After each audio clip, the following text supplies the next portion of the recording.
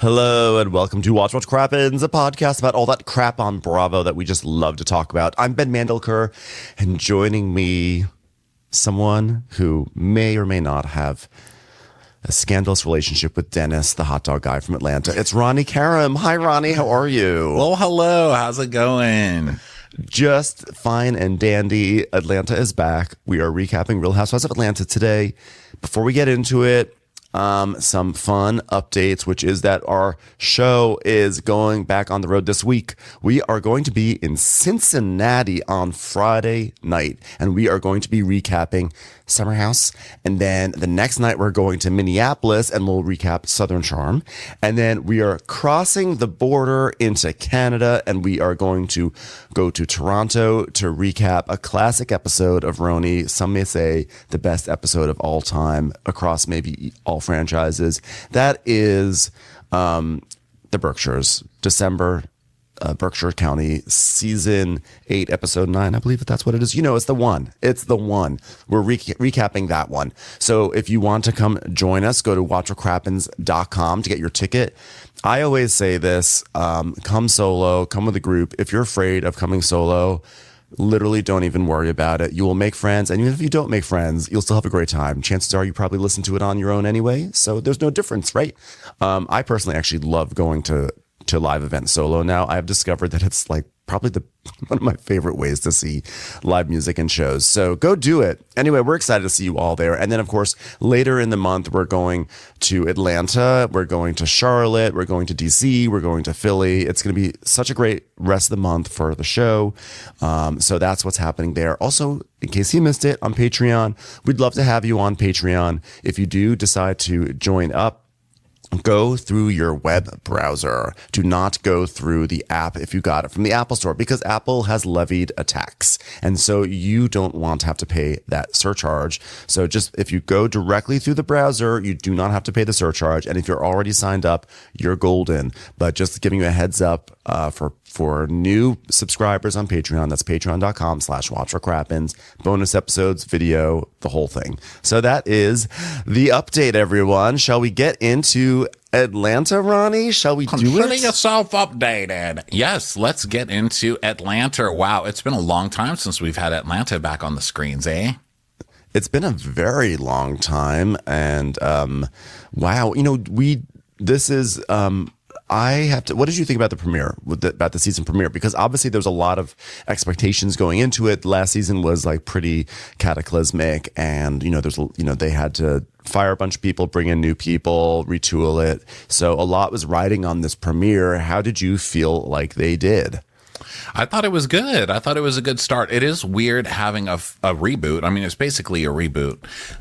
So it's weird having a full reboot and getting into it, and then they changed all the stylistic stuff of it. They're like, it's new. Get it? Now we're doing 3D imaging, like portrait mode on the iPhone. They're doing weird stuff where it's like, look, Porsha's standing, but is she close to you? Is she far away? Is she about to jog? No, she's not. I don't believe that for 2 seconds, first of all. And then they do this new green screen thing where it's like a 3D green screen where the whole floor is green, everything's green. And then they still put a picture behind it. So it looks like tiny dolls sitting in a dollhouse. This is my biggest note from the episode. Can we please fix the green screen for Shamia? Okay, they did not do the proportions correctly. She looks like she's like shrunken down. I actually paused, and the size of her chair, she's sitting in like a barrel chair. And it's next to a sofa, and the top of the barrel chair is as tall as like the arm of the sofa. Like, you made her a miniature. Come on, work on your proportions for your green screen. Every time it cut to her, she looked like so obviously superimposed. It was like a TikTok video when someone puts their head in the corner. That's what she looked like. Well, I think they're still trying to figure it out, because it's like new technology for them. They're like, housewives, new things for housewives. How do we do it? And so they all look kind of like little dolls in a dollhouse. But we found out They put Drew Sidora in her foyer, which, by the way, I thought was hilarious. Well, they're trying to give Drew Sidora some AI upgrades, and they're just not working. Like, what was that wig that she wore to the party, and you could see her other hair kind of coming out the bottom? I mean, Drew Sidora is still a goddamn mess, which I love, She is. But I have to say, I thought the premiere was great. I thought this was the best season premiere in several years. I think, one thing was we even saw it in the trailer. We didn't do a trailer trash of this show because we were doing trailers on our Patreon. But even on the trailer, they have like adjusted the vibe of the show. They kind of got it back to where it should have been all along, which is it's in Real Housewives territory of like money and glitz and glam. Like the trailer and then this premiere was all about like, you know, luxury cars and jewelry, etc. And, you know, of course, there's always that element. There's always wealth on these shows, but I feel like they were really emphasizing it. And they sort of got back to kind of some campiness with this premiere in my mind. Like I just felt like the tone was tweaked in a way that I really, really liked. Well, the new girls definitely came to play. I mean, they were like, okay, let's attack the only remaining standing person from the original cast, Porsha. Fearlessly, too. Let's take her down. Huh? Fearlessly, like without like even blinking, like just effortlessly, not cowering, just going after like Porsha.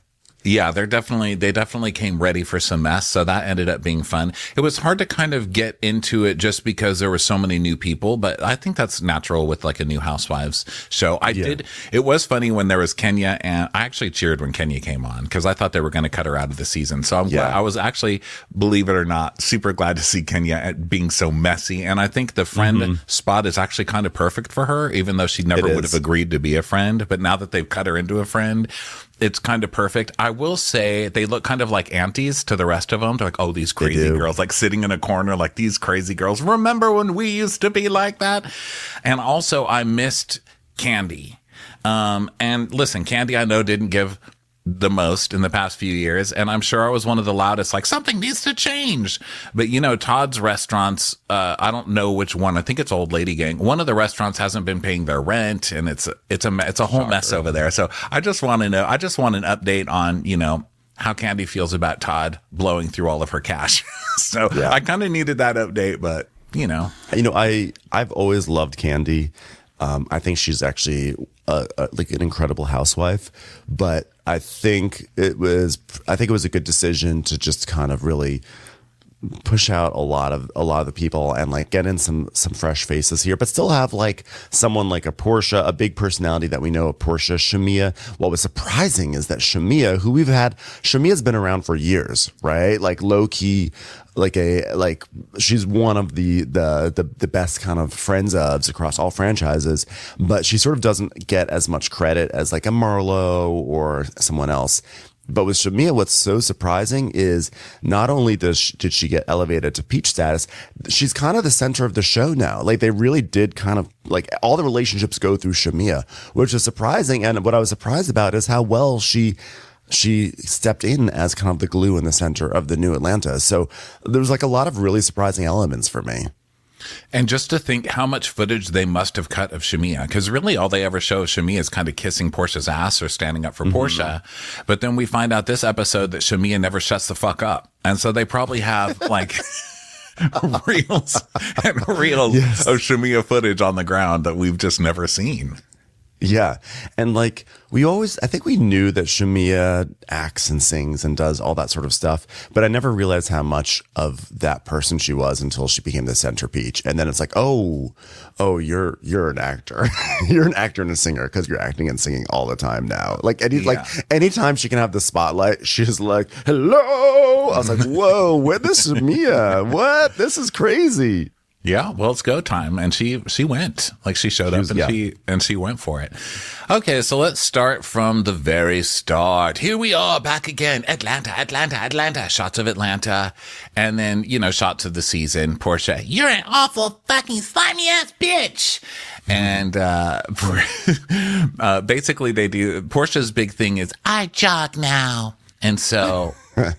Portia's got really long hair and she's kind of bouncing up and shots of her sneakers. She's getting ready to run, guys. And then it's slow-mos and then it's portrait mode and then it's 3D and then it's like every shot that they could find in their final cut they used.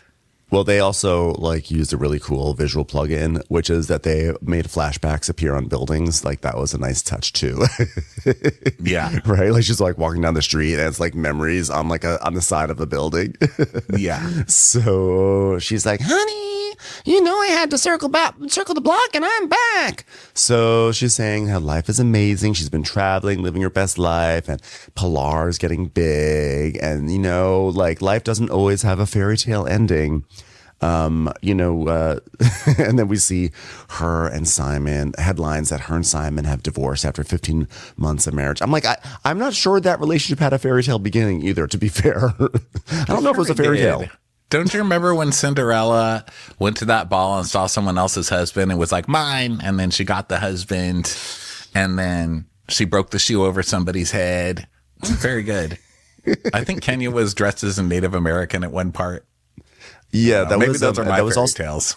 That was the same Halloween party where Fallon was like dressed like, was she like a alien or something? She had like scales. She had like a very complete Medusa, costume. Where right?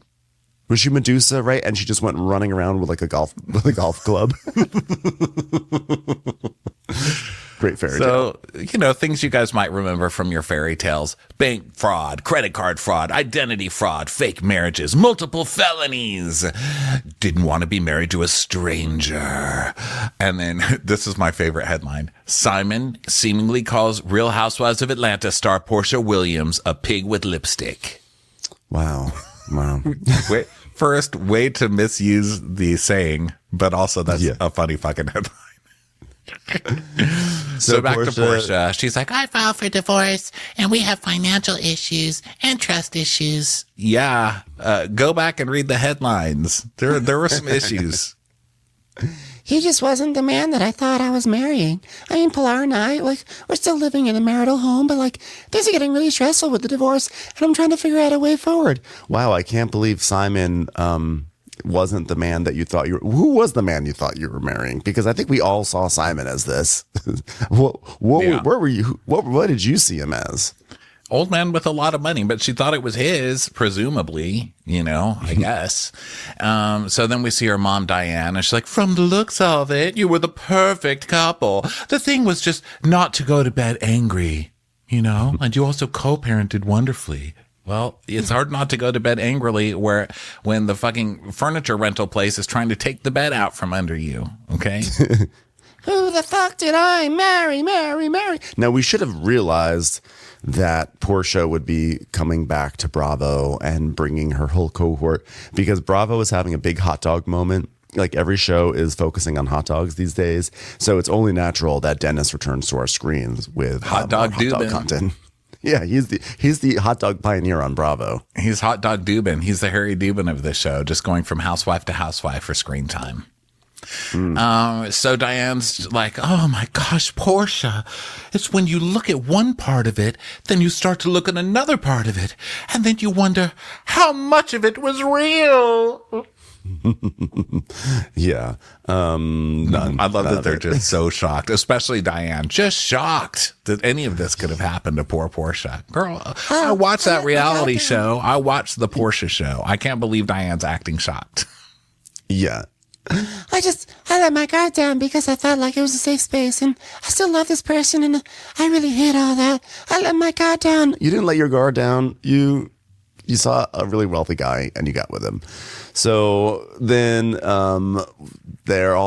now we see Porsha going downtown. She's in her workout outfit, and Portia's like, a lot of people, they say, well, this could be karma or whatever.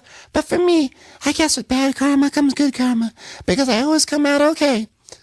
I don't know if karma works out that way. I think sometimes bad karma is just bad karma. I don't know if it evens out. Like, if you have bad karma, then I think it's just bad karma that you're stuck with, right? It's how you market it. Porsha. And she's right. I mean, Portia's doing fine. She's still doing fine. I mean, she came back as the star of this show, so. Yeah, well, she's still a star.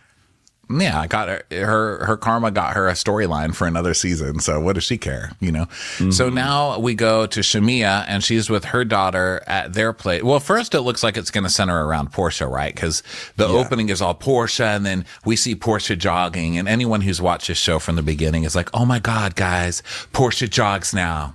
The world is at peace. We're getting a new storyline. But then we get the credits or whatever. And then it turns out that the season is built kind of around Shamia, which you've mentioned. So we go to her place, and it's this huge mansion. And she's like, well, people only know me as Porsha's ride or die. And then we see flashbacks of Shamia sticking up for Porsha and then taking pictures of Porsha and Phaedra and then doing the splits at a bolo party. Yeah, but then she says, but I mean, there's way more to me than I can outshine the best of them. My $9 million house was the second largest sale in Georgia that year. But you know what? I don't even have to get down like that, even though I did just mention that it was the second largest sale. I hate being defined by my walls, which just as a reminder, they did cost $9 million. If you can afford to buy me the cheapest house tequila at the bar, let's do it and drink it in my $9 million house. You know, I might spit it over there and then buy us the good stuff. That's what I'll do. So then you were drinking the cheapest tequila at a bar when you met that man. You know, don't act like you've never had the cheapest tequila at a bar. She's like, well, I'll play with the cheapest tequila eventually. Then I'll spit it out. Yeah, so Shamia's found, then we see Shamia, she's brought the whole family. And that's another thing. Everybody knew had the whole family on. So I was like, it's a lot. It's new people. Everyone's moving in. Everyone's literally moving into Bravo. So Shamia's like, I haven't had any parties at my home since I bought my home for $9 million I had my birthday party, but this is my first big party. And if it's a party, I'm going to party. And it doesn't have to be a twerk. I mean, I can twerk. And then we just see her with like this whole massive family. And again, this is where we first see Shamia in her teeny tiny chair and the green screen. And it's like, please fix this. You have time to do it, production. Just enlarge the image. Okay, zoom in a little bit, zoom out over there. Let's get the proportions right because it's driving me nuts. Yeah, they kept changing it and it was crazy looking every single time. But Shamia, I think if she went to any kind of, media training or whatever before this season, just kind of get her ducks in a row. I think the media trainer just told her, when in doubt, twerk. Just start shaking your ass cheek, clap your ass cheeks whenever you're in doubt, because every other scene, Shamia is like, clap, clap, clap. She's like, I can twerk. So she's going to have a party. We meet her nephew, and she's like, oh, one thing you better know about me is family's the most important thing. It goes God and then family and then $9 million house. Career-wise, it's a spider went up the water spout. A $9 million house. It's a very expensive water spout. So she's like, career-wise, I like to call myself like the female Jamie Foxx. I mean, sorry, I know I'm a bit too modest to be on Bravo right now, but I'm a quadruple threat. I'm an actress, a singer, a dancer, an owner of a $9 million house. It's just a lot that I can do. And it just kind of happened that way because I'm a lover of music. I'm a lover of arts. I'm a lover of people. I'm a lover of Zillow. And I'm blessed to be able to do it all. I mean, I haven't really heard of much of that, but I guess that doesn't really mean anything. I mean, I found out who Chappell Roan was like 2 months ago because she was yelling at a reporter. Now I'm a huge fan. I mean, I didn't know. It takes me a while to figure things out. It's time for a commercial. It's time for a Crappens commercial. So she has an elevator in her house and she's racing her daughter, and her daughter's like, I'm going to beat you. I'm going to go up the stairs and beat you. And she's like, no, you're not. And so she takes the elevator and the kid runs up the stairs, and you can tell she's a good mom because she's like, how do you always beat me? Because if I was the mom, I would have come off that elevator, seen that kid, and just pushed her down the stairs. Should have taken the elevator. That thing is paid for a reason, you ungrateful little fuck. She's like, I've just been through it, just trying to grow my family. I have 2 girls. So she talks about she has one girl who's like Shia is 5 years old. Shiloh is 15 months. And Shiloh was born prematurely via surrogacy. And so there was a lot of medical complications and surgeries, etc. So it's a lot that she is dealing with over there. And so then she talks about how her husband They've been together for 10 years. His name is Jerome. He's Kenyan, and they met at a nightclub. And she tells the whole story about like how he tried to buy her a drink, and she was like, no. And then he's like, but he bought her a ignored drink. her. So he bought her a drink, but then he never talked to her again. And she was like, what the hell? You can't just buy me a drink and not talk to me again. I just figured something was wrong with him. But then I was invited to a cookout. And then so I went to the cookout, and then the producer goes, Shamia, could you make it short? And she's like, I'm almost done. Just give me one more second. So then he sits by me. We have fun. And she goes on for, I swear to you, 15 minutes. It's like, in their time, it must have been like 3 hours long. And finally, she gets to the meat of the story, which is she goes to his house. She's like, I don't want to go in because you're going to think that, you're going to get some. And he's like, no, it's okay. We can just relax. So they're relaxing. And then he hears her stomach gurgle. And he's like, don't worry about it. The bathroom's right over there. And she's like, so I went into the bathroom and I exploded all over that bathroom. And I mean, things were just coming out everywhere. And, I go in there and I'm kind of embarrassed. And that man still called me for another date. That's what I do. And next time I went over, there were baby wipes there. So ladies, shit in his house on the first date. Shit. That was the lesson to be learned. So she keeps going because, like, this, by the way, this kind of reboot it's a little bit like a sizzle reel, and like for this, a sizzle reel is essentially like when you're trying to sell a reality show, you kind of make it's sort of like a pilot, but it's a lot of people, the cast members talking to the camera, telling you who you are. It's basically talking to the producers like, I am so and so. This is my background. This is why I should be on your show. And then you see some scenes of them together. So it's kind of like that vibe because we get like these very long scenes of people talking to us. But it's okay because they have to do it. They have to bring us into this world. So Shamia's going on and on about how Shiloh is in the NICU. And so like this year they're pulling out all the stops, and she's inviting all her friends, some of her new friends like Kelly and Britt, and then also like Porsha, et cetera, et cetera. So then we see why she's the glue, and we see all the pictures of the new people. And so she starts stringing it all together. So she's known Porsha for a decade, and she's good friends with Porsha because Porsha told her she needs to shave her vagina, which, there you go. Yes. That's all you need, really. Through Porsha, she met Cynthia in Kenya because, 50 Cent is back this season. And then she met Kelly because Kelly came onto Shamia's radio show. And we meet Kelly shortly. But one thing I have to say, I love that Atlanta cast a waffle queen on the show. Like that's like my favorite thing ever. Like Queen of Waffles is new cast member. And then so Kelly would cook for her, and then she's also, Kelly is friends with Britt, so I guess she met Britt through Kelly, so that's how Britt came into the mix. Yeah. And she's like, I love those girls because they let their hair down and their titties out. So we did that. We do that. And Drew, they did a film together 10 years ago on TLC, and it was a biopic. I hope to say biopic. It was a biopsy. It doesn't sound like it should be biopic. It's a biopic. It was myopic. It was a myopic biopic. What movie was that? Did they say what movie that was? I need to know what it was. I'm gonna look it up. Crazy, Sexy, Cool. The TLC story. It's a 2013 American biographical television film about TLC. I thought it was a biopic that aired on TLC. John and Kate plus 8. How it came. Oh yeah, I remember. I think I Mm. saw that movie.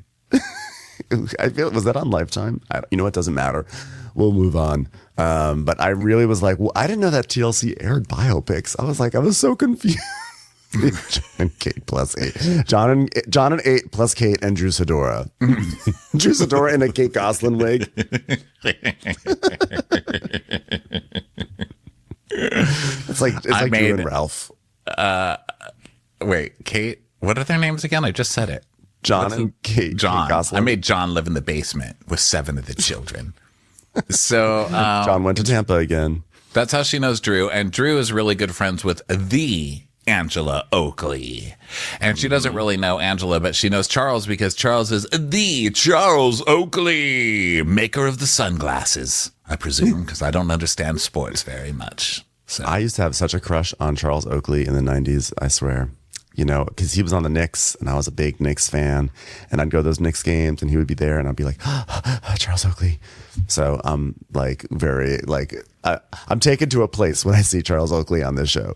well, he's the resident, because no matter how many times you recast a Housewives show, they're always going to have the grumpy asshole husband. And that's him. He's just the old grump who's like, fix your hair. Yeah, I actually really love that they included the Oakleys, not because of any sort of Charles Oakley thing I bring to it, but because Angela Oakley is like a little older and she's kind of giving some light Karen Huger vibes, you know. I got that as well. Like some grand dame, but like maybe not as delusional. But I like that they're like, okay, well, let's bring in someone who's like a little more regal into this mix, because I think that always works on these shows. And this is when I got the Karen, when she's acting like, well, I'm Angela Oakley. Oh God, my wig glue. Oh my God. Yeah. What am I going to do about my wig glue? And then she's like, the wind is blowing off my wig. I can't. She had to go to the bathroom and you just hear her in there. Oh my God, the wig glue. What am I going to do about the wig glue? And I was like, oh, thank God. One Karen goes, one prison door slams and another door opens, you know? Yes, exactly. So back to Shamia's house, and she's saying, like, trying to be friends to multiple people that don't always see eye to eye. That's like the thing, like right now in my life. So then there's Glenda, who is someone in the household right now. Ariana Grande arrives in her outfit from Wicked, and she's like, we shouldn't have to worry about that. So she's like, somewhere over the rainbow. Unlimited. This elevator is unlimited.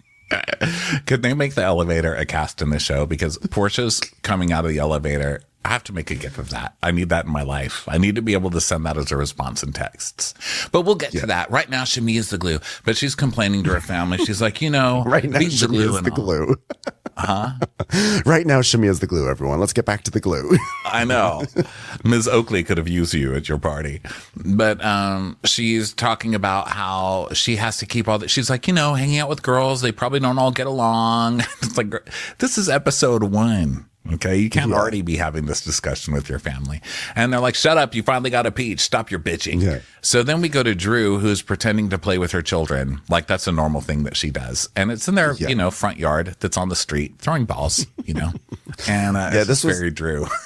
Yeah, it is fun that in this like revamp where there's like emphasis on like luxury and diamonds, etc., that then they have to go to Drew Sidora and like they try to make her seem glam, like now into the exciting life of Drew Sidora. And she's like, kids, you want to listen to your iPod? She's pressing play on that boombox that nobody would take in her first season. She slips and falls on a penny saver on her front stoop. Listen, you kids better be good or I'm not reading you the Val pack before you go to bed tonight. Right? She's like, it's a lot of change. Like I have a lot of quarters and pennies saved up right now. And then she has her chef who's like, yeah, it's a lot. She always has, I don't know if it's the same lady as before. I think it is because she has this chef that has just like the biggest eyelashes. Like this chef is always like, I'm going to be on camera. I'm going to put all the mascara on right now before I cook this salmon. So, but didn't she have problems with paying a chef? Wasn't that one of her things that she wasn't paying that chef? I think when it comes to payroll and staff, that may be a problem area for Drew in general beyond just even chefs. But yeah, she likes volunteers. That girl's like the Red Cross of her neighborhood. She just takes as many volunteers as she can get. Yeah. So she tells us that she's been in 5 movies in a year. And I was like, who's done 5 movies in a year? And so I looked it up and they're Tubi movies, you know? Yeah. Those Tubi Vicious movies are Murder. huge, actually. What is it? No, the Tubi movies are like do incredibly well, actually. Go on. There you go. She's done 5 of them in a year.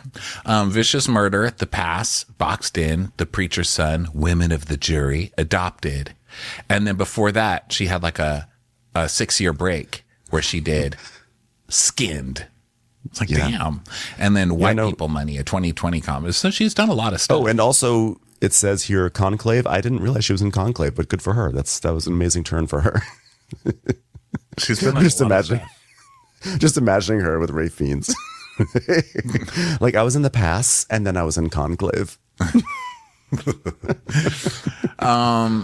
What's Conclave? I don't know. I don't get the joke. I'm just laughing so I don't look stupid, but I don't get it. What is an it? Oscar-nominated prestige film.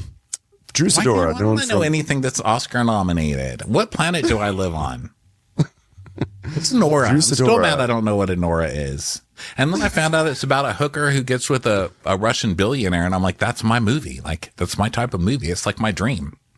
Yeah. I mean, that's what half these Housewives shows are basically about. I mean, hello, did you not see Portia's not a hooker, but it is about people getting with billionaires.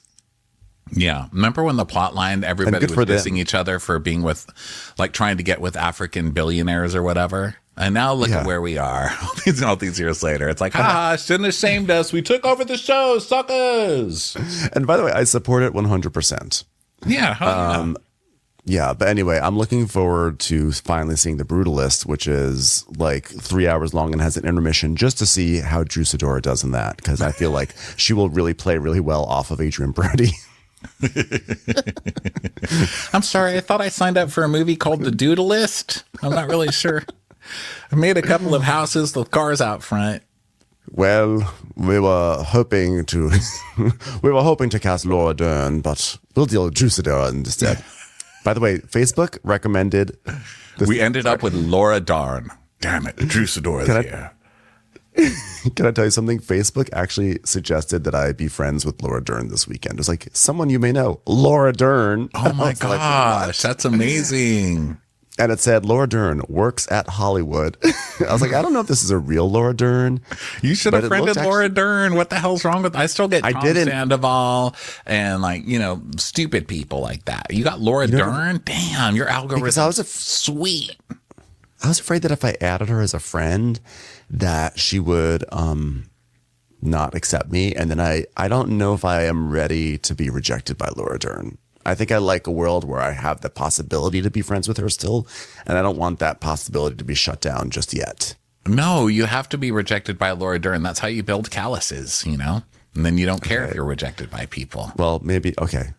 I'll go to Facebook. If it's still suggesting her, I'll add her. Yeah, you got to add Laura Dern. Come on, reach for the stars. Facebook knows everything. I mean, it's someone I might know. It's someone I know, you know? So she's talking about the girls. Oh, no. We go to Drew. So Drew's like, there's so much change. And, you know, it's just so disheartening, this divorce, you know? It's been a year now. I would have hoped that Ralph and I could have mediated on our own, but, you know, we just couldn't agree on anything. And then we see a flashback to last year's reunion where Andy's like, oh, were you faithful to Drew, Ralph? And he's like, it would have came out already. He's like, that is not the question. Now, I wish they would have shown where Drew was like, I've written a solo, a ballad for Ralph. Can I sing it right in front of Ralph? Have Ralph sit here on the reunion stage. You're going to the basement, you piece of shit. You've hurt me. I love that. That was one of my favorite all-time Housewives moments. And Drew is like, our divorce is dramatic. It's a roller coaster. It's a shit show. And you can tell at this moment, Drew thinks that she's like the centerpiece of the season. She's like, okay, everyone, I get it. I'll just have the weight of the season on my shoulders. I can do it. Don't worry. That's Drew every season. That's Drew. That's why she's so good at this. And a lot of people are disappointed that, like, out of everybody that made it back, we're bringing back Drew. This is why. It's the delusion. Yeah, like, it's very reluctantly. Drew Sidora is a good housewife because she is so deluded and she's so shady, and that's kind of what we need and want from our housewives. Yeah. So Kenya comes, speaking of, Kenya comes over with Brooklyn, and the kids go play dolls and stuff. And she's like, so a lot has changed. This was actually Ralph's office. And then we see Ralph's barber chair. Is it actually a barber shop now? Because there's a bunch of people in there. She turned it basically into a glam room. So Ralph's office is a glam spot now. And Kenya's like, well, where's Ralph? And she's like, well, so basically we had a court order when we went to court and he got moved to the basement. Ralph is in the basement, unseen by the cameras, like an ogre, like the troll under the bridge. It's so good. And then their daughter's like, where's Daddy? She says, go downstairs to the basement. She's like, I'm scared, Mommy, go. So she's like, turn on the lights, see if Daddy's down there. I like that Ralph is in the basement in the dark. I'm just imagining he's like gonna come out to light and his hair is gonna be like big and he's gonna be like walking on the ceiling or something. So we hear his voices and she's like, Daddy, Daddy's like, baby girl, how are you doing, my love? Come on, Drew's, Daddy. Drew's throwing raw meat down there. Here's breakfast. just throwing a turkey leg down there. Here, eat your breakfast. Send the tray back up when you're done. So Kenya's like, not banished to the basement. Are you allowed to go down there? She's like, no, not without permission. He has a whole different entrance. And every first, third, and fifth weekend, he gets fed. And that's when I have to leave. And I love that she leaves the house and he gets to walk around the house every other weekend. That's so fucking funny to me. Ralph's just like, yeah, rub my wiener on that, rub my wiener on that, rub my wiener on that. And she goes, well, I was hoping he would take that opportunity to move out and get a life, but fortunately he didn't. You know, I thought he would do what he loves to do, which is be out in the streets. But no. He's in the basement, the dog basement. So she tells Kenya that they don't communicate. They have to communicate through like a divorce app thing. And he tries to get shitty on the app, but she's like, well, the judge can read it, so I hope he has fun with that.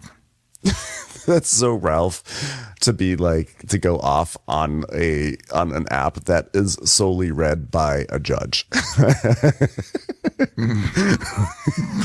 Dummy Ralph. It's so stupid. So Kenya's like, so what is Drew doing? And she goes, well, I literally did 5 movies last year. You may have seen Honora. I was not in that. And then I'm doing my music. You may have I did audition for Honora, and it's really funny because my response, they said, no. So I thought, yeah, it was actually not. It was actually an Australian casting person who said, Honora. And I'd been doing music. You may have seen my duet with Beyonce, wherein I stood up next to my TV and sang along with her during that Netflix halftime show. So that was really special for me. So yeah, doing a lot. He's like, let me tell you this much. This ain't Texas, and this ain't Hold'em. So you may have heard it. So she goes, oh, and you know Dennis from Detroit. He's helping me with my music. And she's like, Dennis who? And she goes, Dennis. Dennis, hot dog Dennis. That's who I'm partnering with on music. Yeah. We have a new label called Relish. It's huge. Yeah, I'm actually, by the way, I'm opening up for Tank in Chicago, and Kenya's like, oh my God, Tank, that's like amazing. Yeah, it's a dunk tank, actually. It's not the musician Tank. I'm going to a carnival, and I'll be singing songs there. So I'm really excited. And Kenya's like, Dennis, Porsha's Dennis? And she's like, yes. So then we see flashbacks of the hot dog king being like, I'm hot dog king. Porsha being like, I love hot dogs, I'm pregnant. You know, when I've thought about that maybe it's time for me to get into music. And I thought, if I'm going to get into music, I'm going to need a record producer. And the first one I thought of is like, I want someone who works with hot dogs.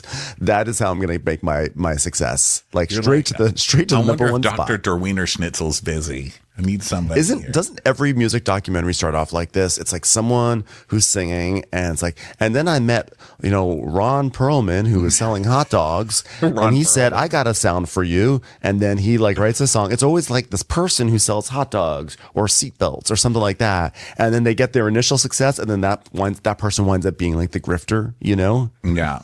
I was humming a song about a husband in the basement when I was in line for my 10-cent Costco hot dog, and the guy behind the counter said, I think I can work with this. So here we are. So anyway, here's a sample of this new song that Dennis wrote for me.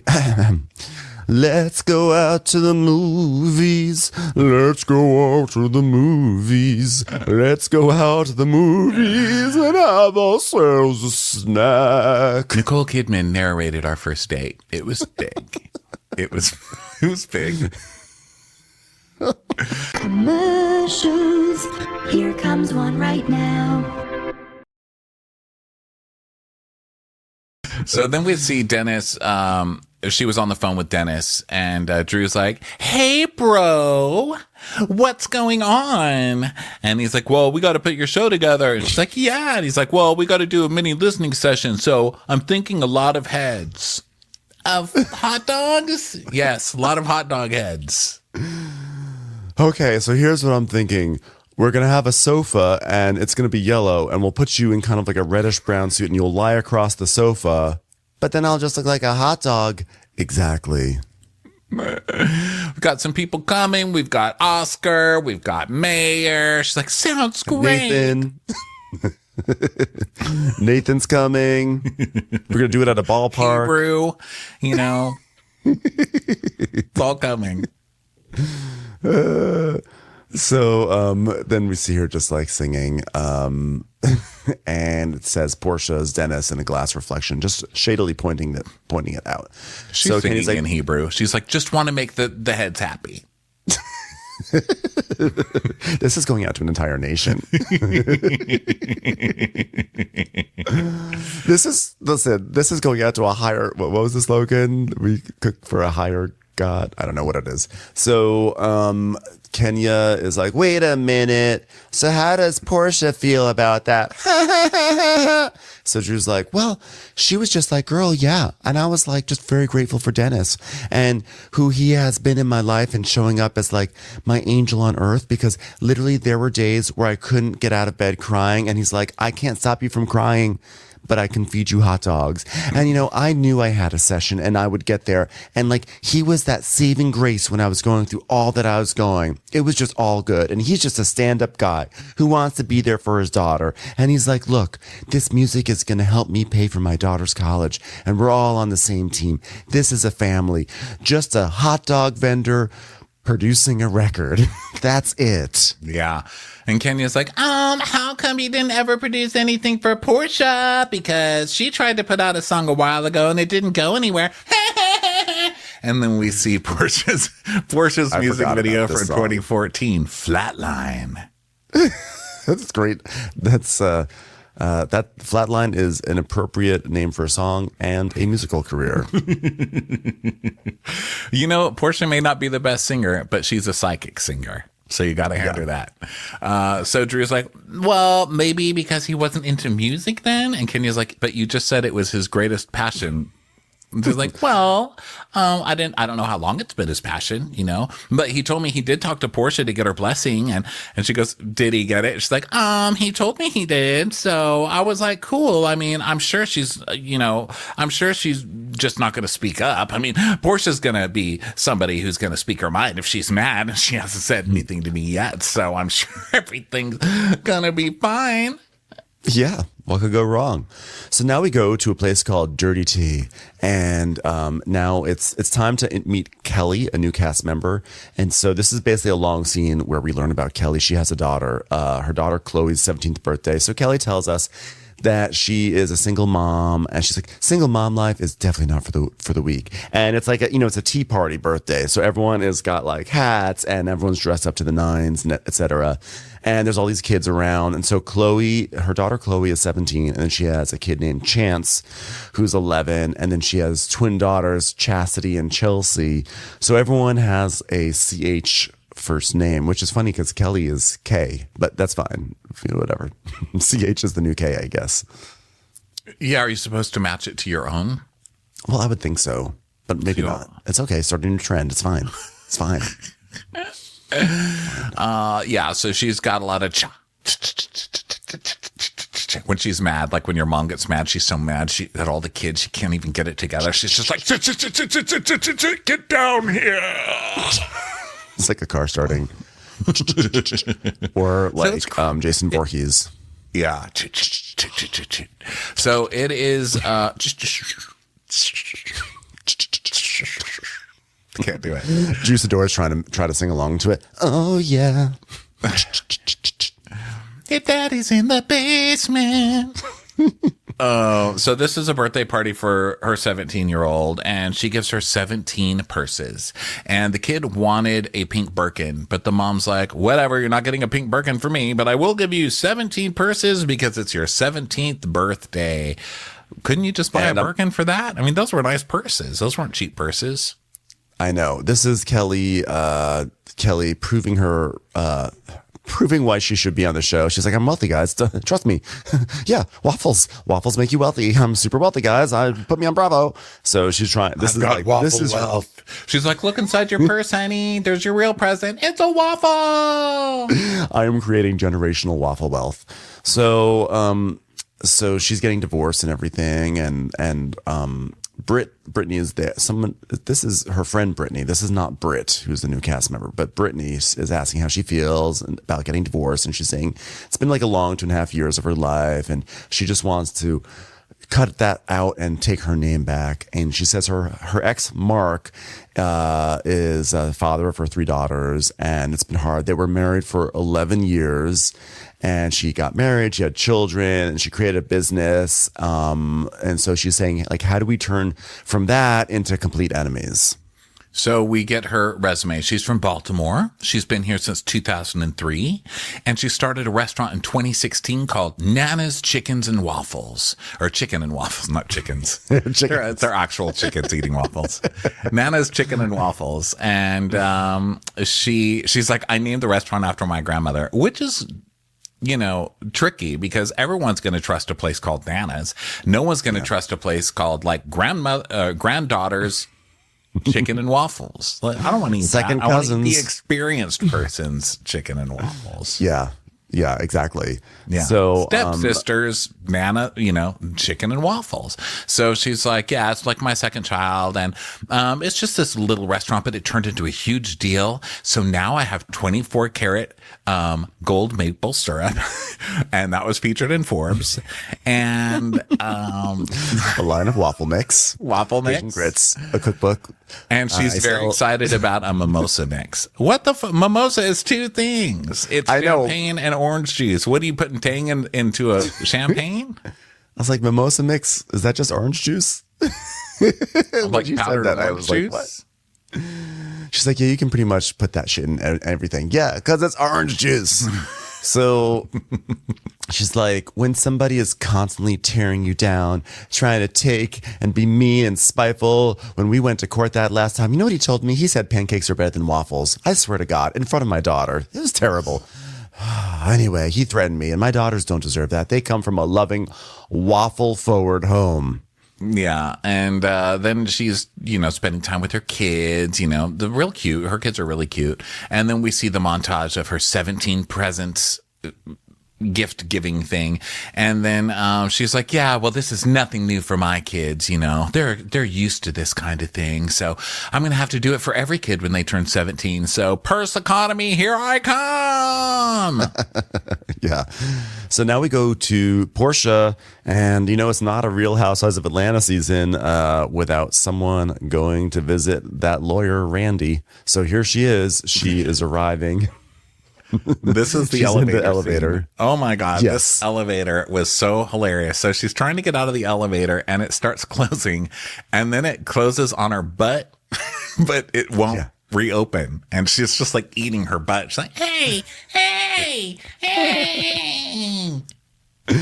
She's like, yeah, it's definitely crazy having to call Randy again. It's insane. I got to file for divorce. Is it crazy? I mean, I swear this guy's been on every single season. I'm surprised he's not holding a peach at this point.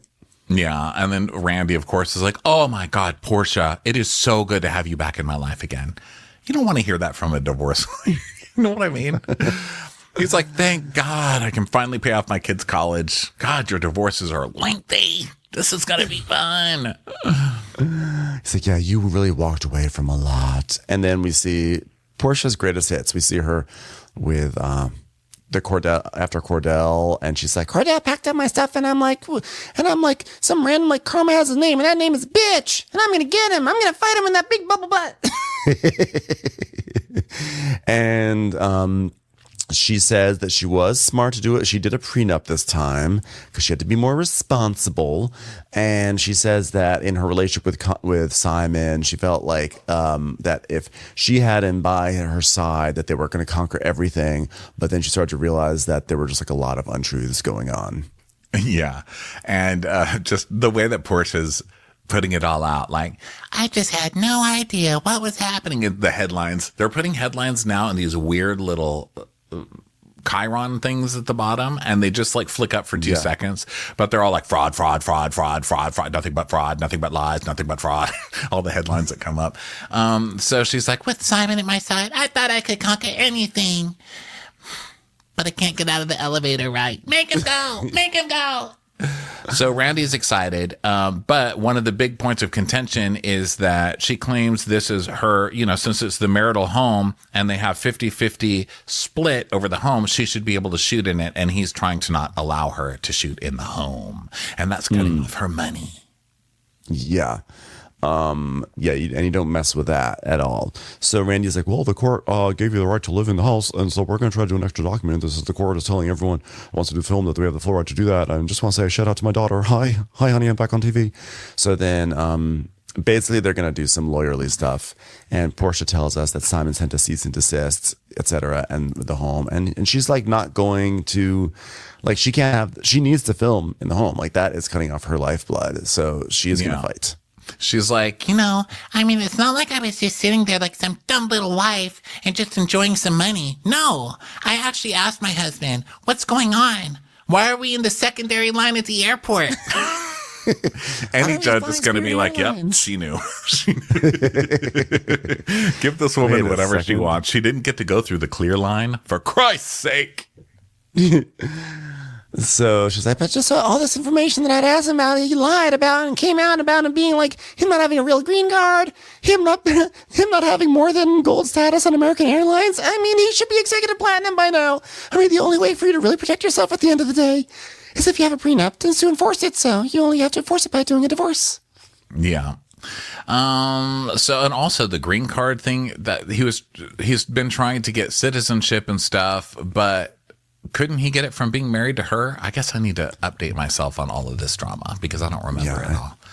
Yeah. So then we see the headlines. Court documents show Simon is fighting for U.S. citizenship, but his crime-riddled past keeps getting him denied. Well, that answered my question.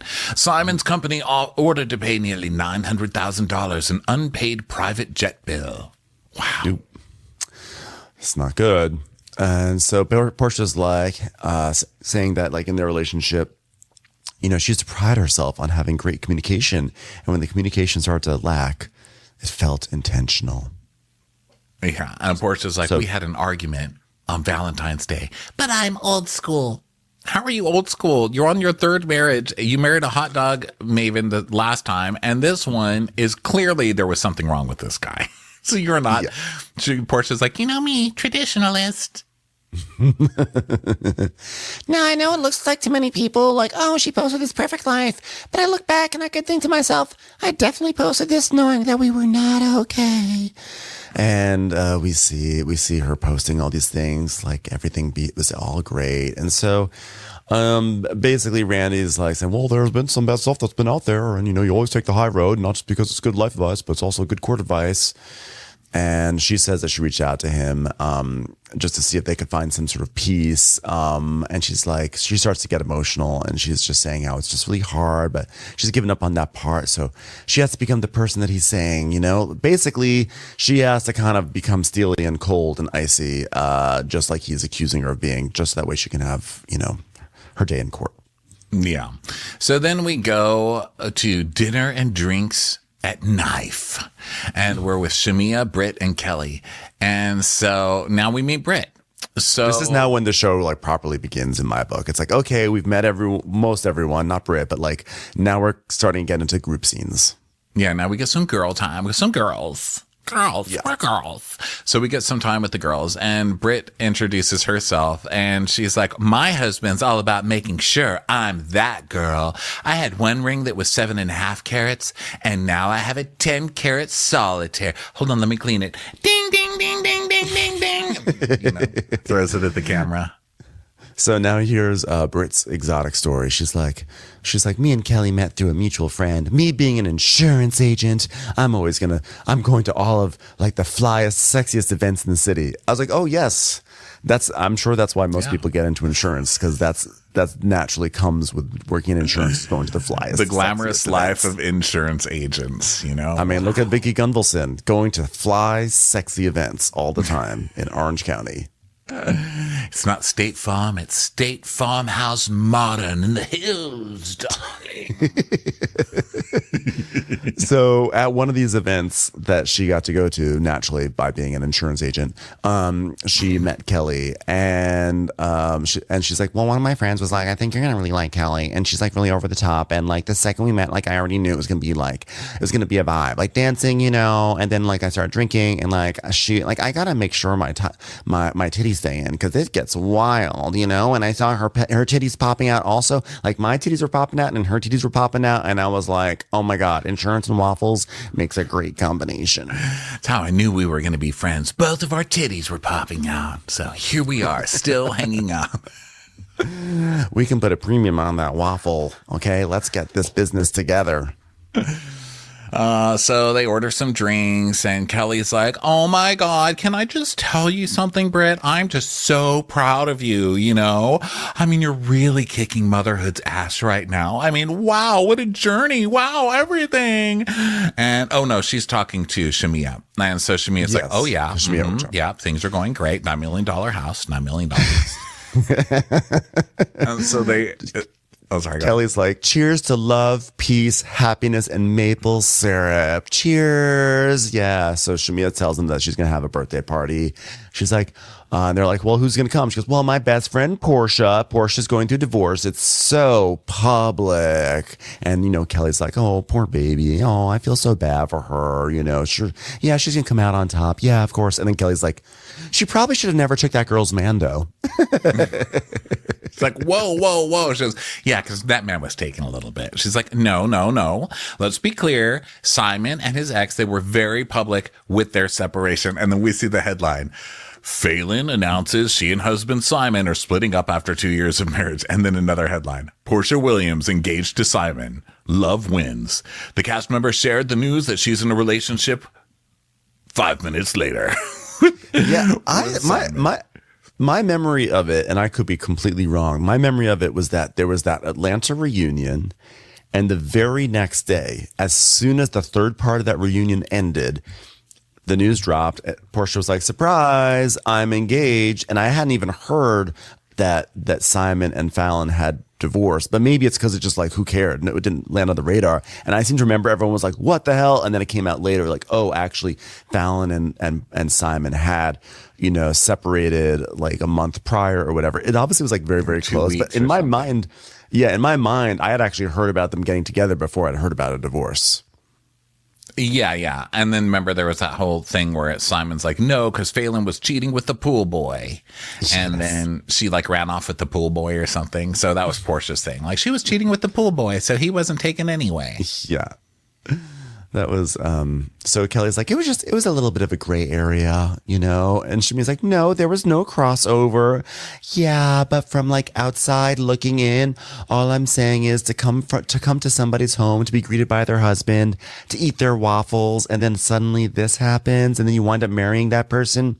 Absolutely, that shit does look crazy. Yeah, and she's just like, whatever. We've seen it on the blogs, they're messy. And Shamia's like, wow, you just can't be blaming people, I just want you to get to know Porsha for yourself. And Shamia says, I know Porsha reached out to both of them, Simon and his ex-wife, and was like, hey guys, I'm here for you. And they're like, yeah, but she's reaching out to a friend's husband. Who does that? Yeah, exactly. And Kelly's like, yeah, I just think it's a fine line. And so Shamia's like, well, who says it crossed the line? You or Romans? So Shamia's like, Porsha and I have been friends since we were children, and I love her, and I feel obligated to have her back, which means that their friendship is going to disintegrate this season, because this is the nature of these shows, is that you start on the premiere saying like, our friendship is so strong and so great, but as we'll see later in the episode, Porsha shows up late to the birthday party and like interrupts Shamia's big moment. So I guarantee this is a friendship that's going to fall apart over the course of the season. I know, it's so sad, but also haha. Hello there. This is a 2-part recap. Okay. This is the end of part 1. So thank you so much for listening to this. Just come back a little later for part 2. Watch What Crappens would like to thank its premium sponsors. Ain't no thing like Allison King. Our way is the Amber way. It's the Foster and the Furious. It's Amanda Foster. It's always automatic with Ashley Auto. Ashley Savoni, she don't take no baloney. Put your hands together for Carly Clapp. Catherine DiBernardo has our hardo. Get on the right foot with Chrissy Offutt. Dana C. Dana Do. She's not just a Sheila, she's a Daniela. Etchels. We never miss her call. It's Diane Call. Erin McNicholas, she don't miss no trickolas. Jamie, she has no last namey. You'll never hide from Heidi Eleanor Jones. I go, you go, we all go for Hugo. Hava Nagila Weber. We could all learn from Jennifer Kearns. She's our kind of mess. It's Jennifer Messer. Sip some scotch with Jessica Trotch. Knock, knock, knocking on Katie Mannock's door. She's our favorite streamer, Caroline Peacock. Kristen the Piston Anderson. Get a bee in your bonnet with Lacey B. Bringing the funk, it's Leslie Plunkett. She gets an A from us. It's Lindsay D. Let's give a kisserino to Lisa Lino. Fresh as a daisy, it's Maisie McHenry. We love her on the rocks. It's Melissa Cox. Megan Berg. You can't have a burger without the Berg. This is Livin' with Michelle Vivian. I love a ya, Olivia Williamson. Tastier than Flanderson, it's Rachel Manderson. She sure is swell. It's Raquel. Yes, we canna, it's Savannah. Cast a spell with Shannon Spellman. Let's share with Sharon Eldridge. The Bay Area Betches. Betches. And our super premium sponsors. She's VVIP, it's Amanda V. Can't lose when you're with Amy Baldwin. Somebody get us 10 cc's of Betsy MD. She's got a leg up. It's Beth Ani. We're taking the gold with Brenda Silva. Let's get real with Caitlin O'Neill. Don't get salty with Christine Pepper. Can't have a meal without the Emily Sides. Who, what, why, where, and Gwen Pentland. It's our queen. It's Queen Laifah. Nobody holds a candle to Jamie Kendall. Know your worth with Jason Kurth. We got our wish. It's Jen Plish. She's not harsh. She's Jill Hirsch. She's a little bit loony. Junie. My favorite Murdo, Karen McMurdo. She gets an A, it's Kelly B. We love him madly. It's Kyle Pod Shadley. We're ride or die for Lisa Ryder Barron. She's a whiz. It's Liz Sarthy. Always killing it. It's Lola Alkalani. The incredible edible Matthews sisters. She eases our woes, it's Melissa St. Rose. Give him hell, Miss Noel. She's the queen bee. It's Sarah Lemke. Shannon, out of a cannon, Anthony. Let's take off with Tamla Plain. She ain't no shrinking Violet Kuchar. We love you guys.